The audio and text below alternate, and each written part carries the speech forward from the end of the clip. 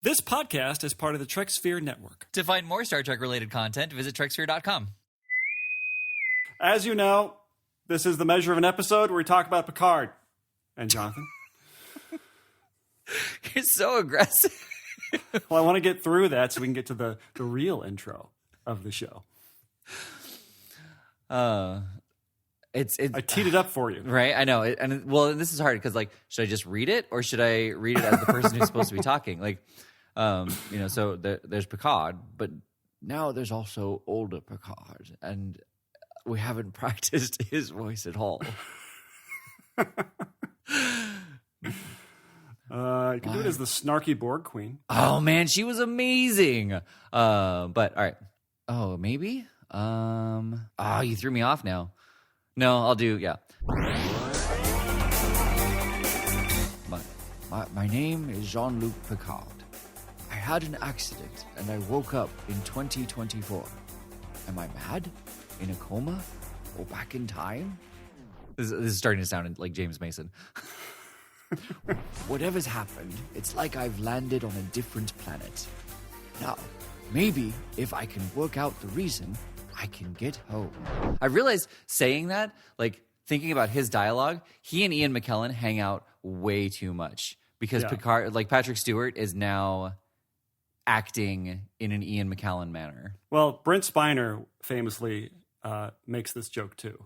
He's at some sort of convention and he does an impression of both of them together, and you don't know which one it is because they sound exactly the same. Yeah. Well, and so it's funny. Sorry, this is the Measure of an Episode, Star Trek edition, Picard edition, Season 2 edition, Episode 3. 3 edition. We keep adding more, so it's the 3 addition in the last part. Right, and if you haven't seen the episode, we're going to talk about the episode. So spoilers, either go watch it and come back. Welcome back. Turn off the episode. Or turn off the episode, yeah. Or keep listening. Yeah, keep listening and spoil yourself because you're going to watch it anyway. There's not really any big surprises until the end, which we're going to spoil. So, up to you. Right. So it starts right off with them being held at gunpoint, just where we left off. No, it doesn't. No, it doesn't. No, it doesn't. And here's why. Because despite the fact that you're supposed to binge and marathon these episodes, for some reason, we get 2 minutes of previously on Picard. We get that's true. 2 minutes for 2 episodes. Oh, yeah. They recapped both episodes. Yeah. And there wasn't really it wasn't like there was context that we needed. It's not like we're in the middle of, or it's season 5 and they're introducing a character from season 1. And you're like, remember this guy? Yeah, he's going to come back. So you need to know about this guy. They do that in like West Wing and stuff. Right. But it's only been 2 episodes of the second season. Yeah. And and here's the thing. You're not going to jump in on episode 3 and you're either watching it week to week. So you kind of know what happens, or it's all already out and you're binging it, so you don't need the previously on. Paramount Plus needs to get this together where they skip the previously on. And they're doing this. I mean, I tell you why they're doing this. It's because the first half hour people are watching Smallville, and then they have to switch over from Smallville over to Picard, and everybody needs to know what's going on. Oh my gosh! Can you imagine even on streaming halfway through, like, here's your mid episode recap. Yeah, we've already talked about that. We have, but I now need to find Smallville streaming and see if like seasons 5 and 6 actually have that like little teaser halfway through the episode. People who don't know, they're like binging it, and it's like, do they think people have short-term memory loss? Like, I can't imagine those being on the DVDs. I know. It'd be good. I mean, even just as a special feature, like I would love to see those mid-season recaps or mid-episode recaps, not even mid-season. All right. Anyway, totally tangent. What? So here's what happens. So that we jump right into the episode. They're still being held at gunpoint. And so what I I had forgotten this, was that they're all at gunpoint except for Aggie. And Aggie's kind of hiding out by the Borg Queen. The people doing the husband of Annika. The people doing the husband? Wow. All right. Yeah. I did not see that. We jump in. I mean, it was like 30 seconds after, and a lot of stuff has happened in that 30 seconds. Right. But I forgot that Aggie was hiding out. And I was like, oh, Aggie's going to save the day. She's going to do something with the Borg Queen or something like that. And then she starts playing aluminum Jenga behind the thing. And it's like, what are you doing? Like, she just starts ripping panels apart. She's supposed to be like clandestinely coming up with a plan to save the crew. They're like, what's that? They go shoot her over there and then come back over here and we'll shoot everybody else. Well, yeah. So, I mean, while the bridge area does look like a warehouse, there actually are other levels. And that's why like Aggie was able to be much louder than the others. She was making so much noise. Yeah. She's bad at this. That's what I'm trying to say. She's supposed to save the day. I actually don't even remember how they save the day. Oh, right. I remember now. It's sort of silly. I remember thinking after they kill everybody in cold blood, because I didn't want to have to hold them prisoner for the rest of the show. I was thinking, oh, the only reason that this scene exists is so Elnor can die. Yep. That's why. Yeah. That's the only reason. Yeah. Is so weird. Again, like he has to come back in the corrected timeline, even though they commented on it, which I would love for him to not come back and have Raffi have to make that acceptance that he is lost. He's gone. It's so weird that he was introduced for these 2 episodes and now he's dead.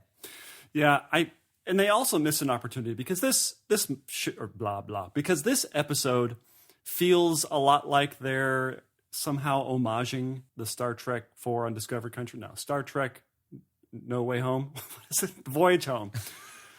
Where they open the multiverse. There's all different. there's 3 different Captain Kirks. Right. They were obviously doing one of these, right? It can't just be that they accidentally stumbled upon the same plot of Voyage Home. Well, no. In the last episode, he even said, like, Kirk did this. Yes. Okay. And so they missed an opportunity of having Elnor in 21st Century Earth, right? They missed that opportunity of like fish out of water to do that. Maybe they were actively trying not to do that to avoid comparisons, but it could have been fun. So if they were trying to actively avoid that comparison, then fail? Well, fail for sure. But I feel like they would have kept him alive long enough for him, like for them to offer it to him, so like now here we are in 2024. What are we going to do about you, pointy ears, and he's like, well, I could wear a headband, and then he gets shot by like the person right before they die. Like they thought he was dead, but he's not. Or he just cuts off his own ears for the sake of the mission. Son! Ready to go. Do you realize you now still have to wear a headband because your ears are bleeding profusely? You look now less human than you did 30 seconds ago. Yeah. So I feel like I was super excited about episode 2. Felt like they really hit the nail on the head of what would be familiar from a Star Trek Next Generation type of show. Mm-hmm. In an updated fashion. Right. And I feel like this episode dipped down a little bit. Just a little bit. Felt like there were a little lecture prone in this episode. I know we're going to fight about this. I can feel it. Yeah. Across the internet, I can feel it. Well, yeah, and I'm sure you're not the only one to say that, and I'm sure that I'm not the only one to disagree with that sentiment. I didn't feel that they were being didactic with the climate change and damaging the planet and all that sort of thing, because it's already been established in Star Trek lore. So if we were to go back in time to like the 18th century, we would talk about how disgusting the smell was in town, but how fresh it smelled in the forest because there wasn't pollution. And it would just be like a conversation like, oh my gosh, it smells so good. And be like, well, yeah, it's because there aren't any cars around. Like we haven't polluted the planet yet. Like it's just. Right. But would we turn to the camera and start lecturing the people watching about how that, like, I want to know who they're talking to when they start saying like, it's unbelievable that this society didn't collapse before it did. Right. Because look at all the terrible things that are happening here in front of us. It's like, who are you talking to that as though we don't already know this? Right. Like that. Like how many people are watching this like, oh God, they're right. Right, I never but thought of it like that before. Right, but this is what I'm saying. Like I would absolutely have that conversation with you in the 18th century, and and you're not going to be like, yeah, who are you talking to? Like we would not have the conversation of, I can't believe the society lasts as long as it did. We'd be like, it smells here. this sucks. This must have sucked living here. I'm glad we're leaving soon. That's the conversation we would have. We wouldn't have this philosophizing about the See, and I don't think environment. it was philosophizing, and I think that that's probably where the difference is. Like, they were deep in the thick of it, and they're looking around, and it's just like, man, how did this survive this long? You think that was an appropriate conversation to be having in that moment after she just killed a dude? Well, okay, she didn't just kill a dude. Well, we don't know. She hit him across the face with a metal object. Have you never watched TV shows before? This is Star Trek. This is not any other television show. Worf He's not had in like this episode. Worf had like 7 empty canisters that were supposed to be full fall on him, and he broke his back. Well, he's a Klingon. Have you not seen the show? Anyway, she pistol whipped the dude in the face. It's not like that was going to be enough to kill the guy. I was impressed with she knew how to take the cartridge out of a 20th century gun. I know this is more reasons why I hate. Come on, let's go back for a minute. We've jumped way too far ahead. We have. This is true. So there's this thing that I hate again with the lazy writing, and this is just reason number 597 of reasons that I hate Rafi, which is okay. So Elnor dies, and she takes it pretty tough. She takes it pretty hard. Yeah. And I didn't even realize that they were super close. I may have forgotten about some sort of relationship that they had. I don't remember from the first season. They don't really see each other in the second season until they're all on the Stargazer again. Well, until they're in the alternate timeline, and then she tries to protect him from being arrested, basically. Right, but this part where she is devastated. I know, right. To the point, like it felt like, I did feel like I must have missed something or forgot about something from the first season or something like that. Did they have some sort of relationship? Not to my knowledge. Yeah, I don't remember it being this thing where they spent a couple episodes together and she kind of is now his surrogate mother. Right. Away from whatever. But anyway, so she takes it pretty hard. Yeah. And she then goes into this irrational tirade on the ship, and she like starts lashing out at Picard. Mm-hmm. It's like, you did this. You and Q, you guys are buddies. You guys fuck with people's lives. I'm like, Raffi hasn't seen the show either. Because none of that is true. Right. She would know that none of that is true because she was like buddy-buddy with Picard for years while they were still in Starfleet. And is buddy-buddy with Picard now after they've been reintegrated into Starfleet after the first season. Well, and she didn't know who Mr. Alphabet was last episode. Mr. Alphabet. All I could think of when you said that was alphabet soup. Is that what you call your alphabet soup when you get it? You're like, hello, Mr. Alphabet. What words will you share with me today? B, Q. So she does this thing where she starts going on and on about blaming people and totally wrong, right? She talks about Picard and that she's totally wrong about that and his relationship with Q. And he tries to correct her. She's like, no, you're wrong. That's not how it is. And again, with Elnor, she's like, you chose the Borg Queen over Elnor, which is not true. Not true. Yeah. Which is not true. It's like, we need her to get back. It doesn't matter what we do here if we can't get back. Like, right. Everybody knew that. Everybody knew that. And I understand she's going to do something rash or something later on in the season. Obviously, they're seeding something that's going to happen with Raffi. But there are ways where you can make her just mad that he's dead. Mm-hmm. Why does her motivation have to be about things that are wrong? Right. Yeah. No, it's a good point. It was something that I was thinking about because Picard was trying to explain. He's like, yeah, we literally cannot get back home without the Borg Queen. It could have also been done that she was so she's like, I don't care. We need to save Eleanor. You can do this. You don't have to make her irrational and just an idiot. But it's beyond irrationality. Right, but she's kind of an idiot and irrational anyway when she got upset that Annika was married to a guy in the alternate timeline. Like, right, yeah. That's true.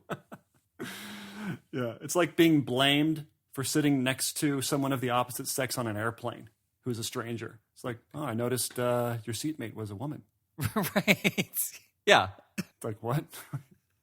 That is a perfect analogy. But yeah, like I kind of expected Annika at some point to actually say, like, I didn't marry him, right? And nobody's standing up to her. She's like the emotional tyrant of the crew. Why is she there? I feel like the reason that she's there is so they can give her things to do.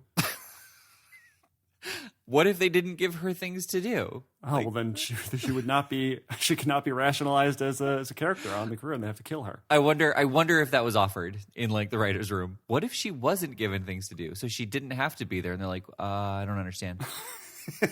Yeah, you're fired, sir.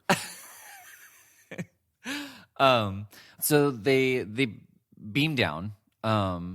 What I was confused by was, like, I thought they would say something about, given the distortion, I can't guarantee where you're going to land. I can't even guarantee that you're going to land on ground, because it seemed very strange for Rios to beam like 30 feet in the air. And that the other ones didn't. Right. I don't understand where they parked, because Picard's like, give me control of navigation. And he's like, where are we going? We're going home. Yeah, I was like, you're going to France? That's what I thought. Yeah. I thought they were going to land in France. But I don't know that that's true, because it's, well, first of all, they landed in a place where it's always nighttime. So I don't know where that is. Maybe it's Antarctica in the winter. Why would that be home? Don't know. But every time they cut back to the ship, it's dark and moody and forest. Right. I mean, I think that's just because they're in a place where there aren't windows. Well, no, they cut to an exterior of the ship at least once, and it's dark outside. I don't think so. Not after they crashed. Are you sure? I feel like there was one time. I think it was one time. No, I don't know. So they showed one time that it was outside, and you're like, oh, it must be night all the time. They cut from it being daylight, afternoon in Los Angeles, to the ship, and it's dark outside. Yeah. So, I mean, that would mean it was France. But I guess you can beam long distances like that, can you? Yeah, for sure. Yeah, it seems weird that it would be in France, and then they're like, I can get you in kind of the general vicinity of that area. Like, I can get you close enough to be in the same city, but that's the best I can do. Yeah, I felt like they just need to split them up so they can do this thing with with Roasty. No. It is now. What's his name? Roasty? Yeah. What's his name? What's the captain's name? Rios. Cristobal. Yeah, and this whole thing with the raid, the what's it called? Immigration raid, where they just make these people just monsters, like characters from He-Man. Right. I don't know. I hated it. I hated that they're trying to lecture me in my Star Trek show about societal problems. I know, right? That's not what Star Trek's for at all. You know what I mean? I do. Like, you do it through allegory of some kind. Yes. You don't actually have people in Los Angeles arresting immigrants right. as your allegory. Yeah, in a time 2 years from now. Yeah. Well, that depends on when this episode comes out. I guess, yeah. Sorry. 2 years from the time that it aired. There you go. Nice. Good save. This could come out like after in 2024. You never know. People could be listening to this in the far future. Well, they could be. We could be on our last episode, and they're like, "Oh, I want to listen to the last 13 years," which it's even longer now. By the way, like, yeah, as long as new Trek comes out, this show just gets longer and longer. Just do 2 or 3 or 4 a week, right? And it'll still be years. Yeah, years. And that's no breaks, by the way. Right. I felt like the stuff in Los Angeles I didn't really care that much about. Oh, see, and I thought it was fun. Like, I thought everything was fun about this episode. I thought, like, what was happening with Rios, like how he fixed his hand, that was great. Like, I was actually fully invested in that whole conversation, because I was like, he's from the future and he's had a concussion. Like, is he going to let anything slip? And, and then he was talking about it, and and I like that his mom said, I like that he went from a nice nostalgic smile to her resetting his hand. That was fun. Yeah. I felt like there wasn't a lot of forward motion in Los Angeles. We didn't really get anywhere, right? We had some character stuff. But again, I don't think that character stuff has to take the place of forward motion in the plot. I think that the best way to do those things are in tandem. Right. Well, and I think that there was forward movement. It didn't move at a breakneck speed as like the last episode did. But I think it was a little bit more of establishing, like you said, where these people are now that they're in different places. And I think that it did move things forward. Like, we do have Rios without his badge, now in a completely different building. But my point that's my point, is that he didn't have his badge at the beginning of the episode. Right. Or rather at the beginning of their stint in Los Angeles. Mm-hmm. So the only thing that was established was that he's now separated from this badge and separated from the group.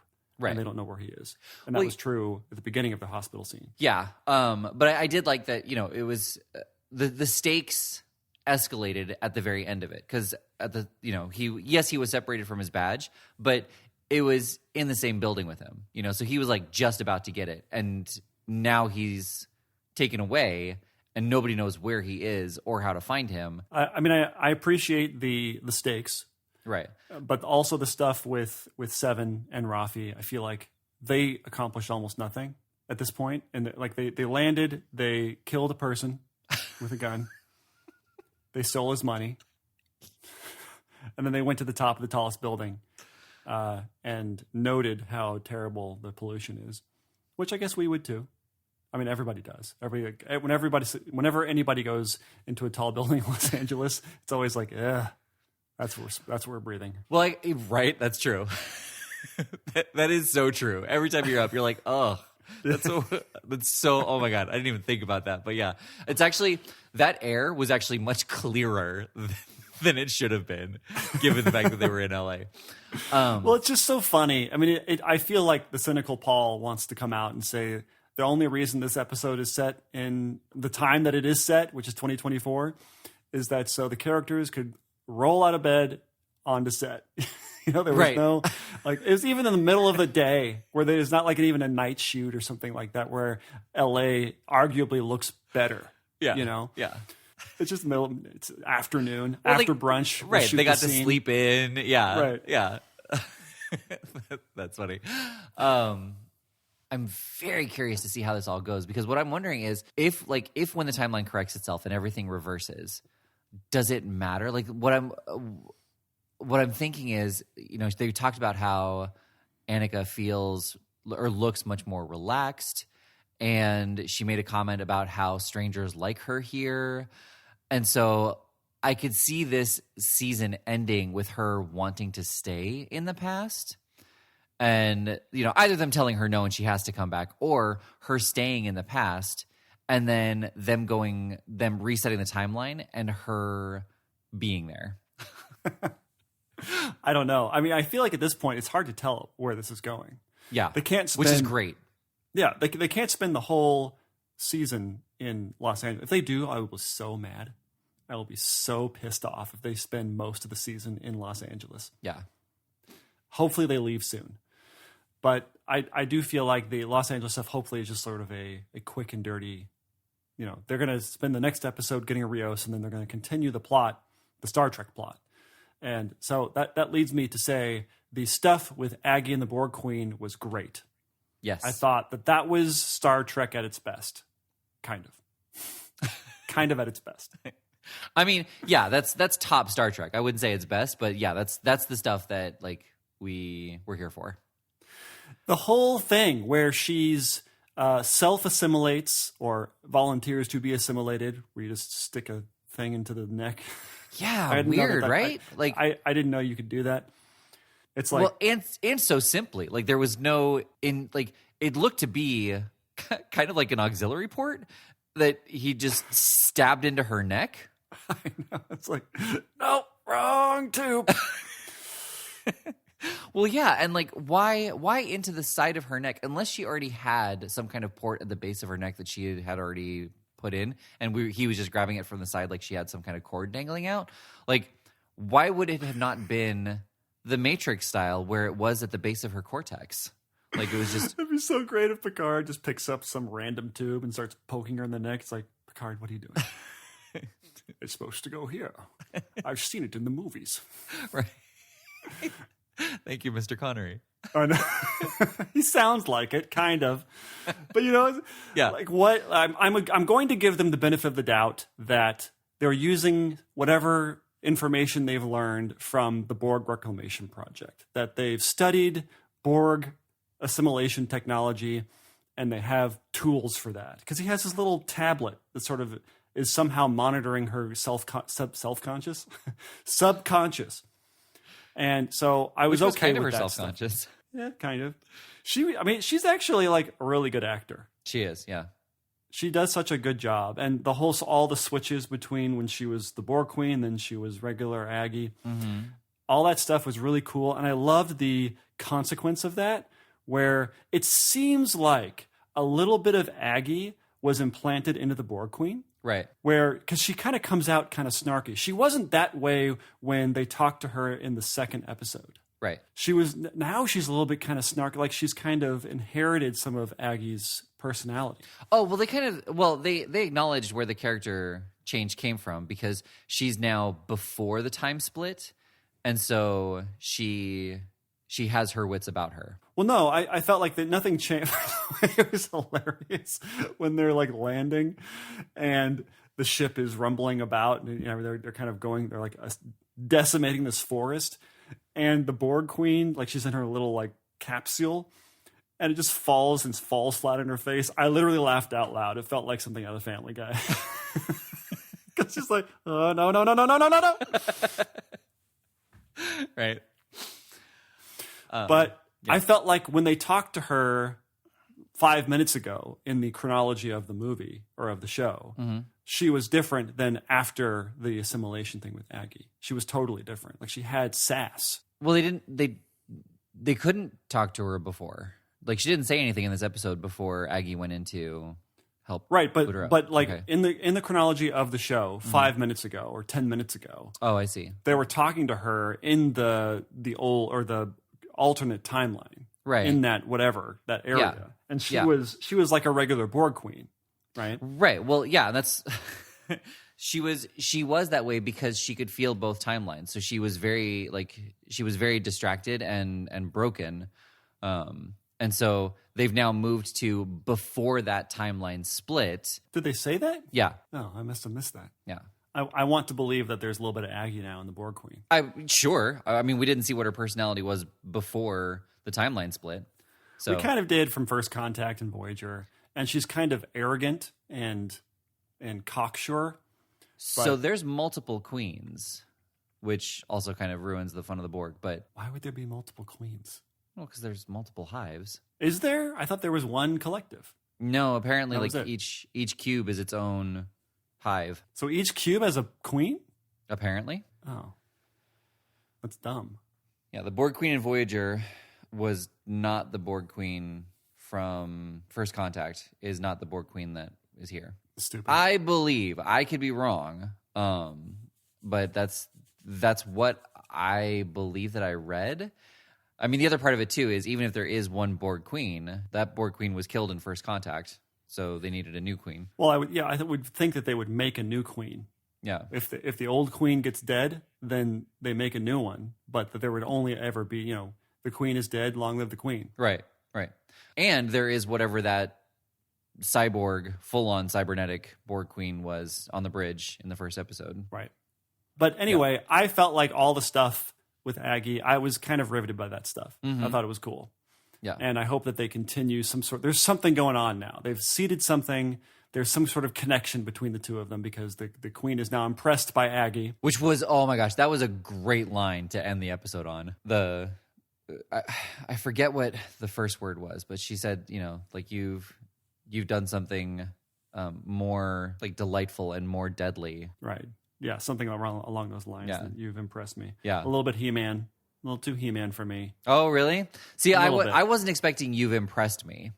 Yeah, like I was expecting it to be more threatening rather than like a compliment. I feel like if they had left out you've impressed me and just had her smirk a little bit. She's smirking the whole episode. Yes. I should say. Yeah. She's kind of got that thing going. Which I will say, when she's crawling around at the beginning of the episode and she hasn't been suspended in midair, it was interesting that they quoted the Jerry Goldsmith Borg theme from First Contact. Oh, okay. Yeah. Nice. So I guess, that would lend us to believe that it is the same person. Borg Queen, yeah. Or the same, yeah. being, I guess. Right. And I guess it's unclear if that theme was intended to be the Borg theme or if it's intended to be the Queen theme. It's not really... Do you know what its original intention was? No, I only know it in the context of the movie, which is he plays it when there's Borg. Oh, okay. Just when there's Borg. Okay. Yeah. Okay. But that doesn't mean anything either. You could argue that that whole movie is about the Queen and what she's doing, and that she is the Borg. I am the Borg. And they talk about Locutus a little bit, and you're kind of like, oh, interesting. Like he does talk about being Locutus in the show and in the latter movies, talking about Picard, but you don't really get a sense. Like it's only little chippings of it, and we want to hear a little bit more about what it's like to be a Borg, and he does get into that. It's kind of cool. It's like he said he felt a sense of euphoria, but not of his own self, Right. just as part of the collective. Yeah. Yeah. It's interesting. It was Exploration. Yeah, I think it's interesting that both seasons of Picard have dealt with the Borg, and no other Star Trek series has yet. So it's interesting that Picard has been all about the Borg. So it seems like there's a huge affinity towards using the Borg in every way possible to be like, look, isn't this Star Trek? But Discovery, Lower Decks, and Prodigy have not had the Borg in them, except for that post-credits stinger. In what? In any of the series. On Lower Decks, like literally the Lower Decks episode where the post-credits, or during the credits, it was just the Borg Lower Decks. Oh, right, yeah. Do you want me to say Lower Decks again? Which show? I know. But in the bigger franchise right now, this is the only show that's using the Borg. And I just think that's interesting. Yeah, it's true. I mean, the first season of Picard isn't really about the Borg. It uses the Borg cube as a setting, but we don't really get into the Borg. They talk about how they're unassimilating people, but it's like this is definitely more about the Borg because we're getting direct information about what it's like to be in the Borg and how they need the Borg Queen for this and that. And we get to know a little bit about the powers of the Borg Queen, the abilities of her. Like she can somehow detect changes in time, which is very convenient considering. It's like the Q's like, damn it, right? Did not think of her. Yeah, exactly. Ruining my plan. Well, it's actually kind of amazing how many beings are impacted by the timeline. I can only think of 2, but still, that's if I had a nickel for every person in the Star Trek universe who can sense changes in the timeline, I'd have 2 nickels. But still, the fact that I'd have 2 is pretty weird. That's 2 nickels you didn't have before. Right. And that's the Borg Queen and Guinan, and I'm... So, do we want to talk about predictions? Like, do you want to talk about like what you think, who you think the Watcher is, or do you not want to do that on the show? I haven't really thought about who the Watcher is. I guess it's going to be someone who is familiar. Yeah, I would agree with that. It's going to be somebody from the show, right? It's Yeah. going to be something. It's not going to just be some dude. Right. I'm assuming. That would be my thought too. So one more thing about the episode. Okay. I want to know what you thought about Q. He makes a 5.5 second appearance when they're landing, and I forget what he says, but he says something very cryptic. I thought he was going to start resetting something. I thought he was going to do something because he says something. Let's see how you feel when this happens. And I thought, oh, how is he going to mess with that stuff? And then he never shows up again, and nothing seems to be different. Right. So I do wonder if he's going to show up in every episode. It was just weird that he was there for such a short amount of time, right? And didn't seem to have any kind of effect on the episode. I guess they're seeding something. So you know how like we're using the 90s themed opening narrations. It would be amazing if like at the end of each episode there was a moral that Q presented, kind of in the Shira way, and he's like, "Did you see me in the episode?" And it goes back to the scene, and like it's a crowd scene, and then like everybody's not moving, and he's like, "Here I am," and you see him wave his hand. He's like, "In today's episode." Well, we know what he would be saying, right? We know what the moral of this episode's. Just about the pollution of the world. Yeah. The choices you make today have consequences tomorrow. Until next time. See the Borg Queen? You could be her if you're not careful. If you're not careful, if you're lucky. Yeah. With no legs. Do you have a prediction of who it might be?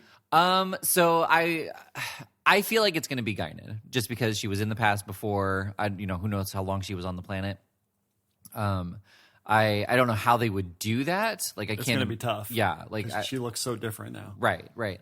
But the theory that I saw, which would be pretty fun, is actually Ben Sisko, because he in the DS9 episode Past Tense, he took on the persona of Gabriel Bell for the Bell riots that happens in either the following year or in 2030. I don't remember which one. It's either 2025 or 2030.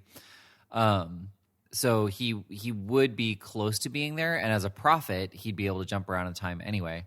But yeah, I mean, and then there's a couple things behind the scenes as well that make that more possible than just wouldn't it be cool if? Yeah, I feel like I don't want a cameo. I want something that makes sense. Like Neelix. Right, or the Doctor. Or the Doctor. The Doctor would make sense. You could make him make sense. I cannot think. I mean, I think it's going to be out of left field. I will say, like, the fact that they are looking for somebody and that it is this kind of speculation that we don't know who it is. I have started just skipping the opening credits. So if the opening credits are different, I have no idea, because I don't want to see, and special guest star whoever. Right. Whoopi Goldberg. It's always Whoopi Goldberg, by the way. Just it's always a every special time. guest It's star. Jeffrey Combs. That's who it is. Yeah. That would be cool. Yeah. That would be cool if they got a villain from one of the shows. Yeah. It's not something they do a lot. Like Gul Dukat comes to mind, or Wei Yun, the guy who plays Wei Yun. The long hauler villain Star Trek people who play multiple different types of villains and stuff. Yeah. That would be interesting. I don't know. I feel like I don't have enough information about who the Watcher is. Either the Watcher is now the MacGuffin. Right. And I think you will be disappointed. I think that it's going to stay in Los Angeles until at least episode 7, if not getting there all the way to episode 10. And It's so lame. yeah. I hope you're wrong. They do need to give something Aggie and Picard and the Borg Queen to do, though. Like go to the park. Right. Yeah, that's the Borg Queen has already set it up for herself that she wants legs. So I would imagine that we will see her more mobile before the end of the season is out. Yeah. Like dog legs. That would actually be really cool if she was given some kind of form besides human, like if she was given spider legs or Well, she just becomes like a golden retriever. Right. And then comedy will ensue. Yeah. Because there's also the part of the dog brain that she just can't give up, Yeah. Well, then it becomes like a Lower Decks thing. That Right. sounds like a Lower Decks episode. That's true. I mean, so far, I feel like I was a bit of a letdown from from episode 2, but it still has my ear. Right, but I'm you still don't with don't feel like it ended with enough cliffhangers and stakes that you're like eagerly looking forward to the next episode, or no? I'm eagerly looking forward to getting past these particular stakes. I don't care about Rios. I feel like it's sort of a false sense of stakes. It's like, oh, now we don't know where he is, and he's going to be in jail, and I feel like it's such a diversion from the mission. Right. And of course it feels very much like Voyage Home. This happens in Voyage Home. Chekhov gets hit with something, and he's at the hospital. They have to go rescue him because he doesn't have his communicator or something like that. I mean, it's exactly the same thing. Interesting. I didn't even piece that together. I don't know. It's such a diversion. I don't care. I just want to get past that to get to the real science fiction stuff. Right. It's just funny. You're like, just give me the sci-fi textbook stuff. Like, I don't care about character or dramatic intrigue. Like, I want to know how you're going to get the Borg her legs. No, I want to know how you're going to save the timeline.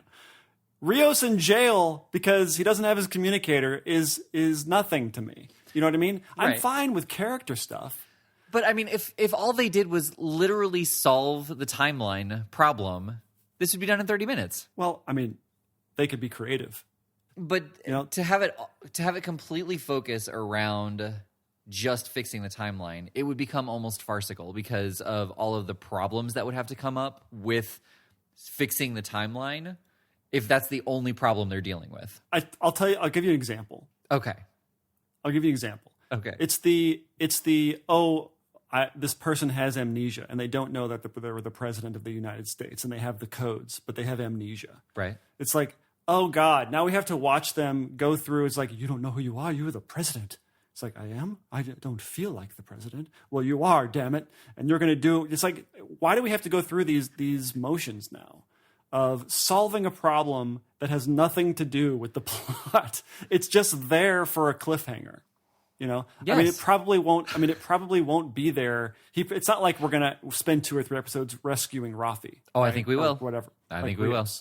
You think we will? Yeah. God damn it. I hope you're wrong.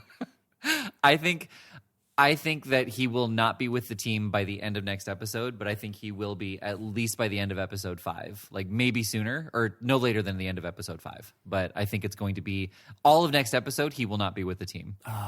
Okay, I will be okay if he is reunited with the team by the end of the next episode. So by the end of episode 4? Yes, by the end of episode 4. Okay, yeah. And I think that that's optimistic. I think the next episode is more realistic. He's just going to be him in a cell. Yeah. Are they going to take him to court where he gets arraigned? No, I think that something else is going to happen where he's now on the radar of the police or like the FBI because they found something in his body that is not of this world. I mean, that could be cool, him having to explain that. And then maybe, okay, so what would be cool for me if they're going to go on this route where he's going to be long-term separated from the group, that he meets up with some scientist. And he's not a bad guy. He's not He-Man scientist. He's just regular scientist who's sort of saying, oh, this is weird. He's got these implants and they're really cool. It looks like they are embedded into his body for some sort of vaccination thing or something like that. And because they talk about that. They kind of seed that, actually. Right. That'd be cool if there was this whole section with a scientist who's like kind of not dissecting him, but kind of trying to get to the bottom of why this person is so special. Like, where are you from? What is this? Right. You know? Yeah, I think that the doctor is going to play a much bigger part. I don't think that we've seen the last of her. And so I think that that's part of where it's going to come from. Like she will either have noticed something in his medical record that could not be possible, or, you know, she'll be there to defend him at his arraignment, which I don't think is going to happen. God, I hope not. But in the process, like something else will happen. Like his concussion is bad, and they'll have to do like an X-ray of his head, and they'll see something inside him, or they'll take his blood and they'll he has a blood type that's never been seen before, or, you know, like he's half some other alien, and so like it'll come out purple or something. So wait, what'll come out purple? His blood. Oh, I thought you were talking about something else. Stool sample. Nope, that's not what I thought you were talking about. I figured. Yeah, but I'm still on board. I have not written the show off. I'm assuming you haven't either. No, not at all. But I am. It seems I am still more invested than you are. No, I'm still riding off the high from the second episode. Okay, but you know, right? We'll see. But thank you for listening to this, the Measure of an Episode, Star Trek Edition, Picard Edition, Season 2 Edition. We have another show where we talk about classic Trek, where we go through all the different shows randomly, and we talk about them. We decide whether or not they're proper Star Trek and not just good or bad TV. Yeah. Check us out. Come out every Wednesday. This comes out whenever we feel like it. Yeah, before the next episode of Picard. Right. So thanks for listening. We don't usually. I know we don't have a sign off. Yeah. Yeah. I've been Jonathan, and I've been Paul, and this has been the Measure of an Episode, Star Trek Edition, Picard Edition, Season 2 Edition, Episode 3 Addition. Here we go. Does that sound like Picard? Spot on.